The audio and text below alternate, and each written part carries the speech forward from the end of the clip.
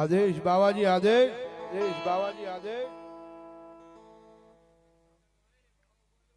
બનાયો અરે ઇન્દુબેન વિપુલભાઈ કાનાણી સુરત 500 રૂપિયા આપીને રામદેવપીર મહારાજના સાનિધ્યની મારી પાસે આપેલ, તેમજ હકાભાઈ મંડપવાળા ગામ જરિયાવાળા એમના તરફથી પણ 551 રૂપિયા રામદેવપીર મહારાજના સાનિધ્યમાં આપેલ. ભાઈ ધન્યવાદ.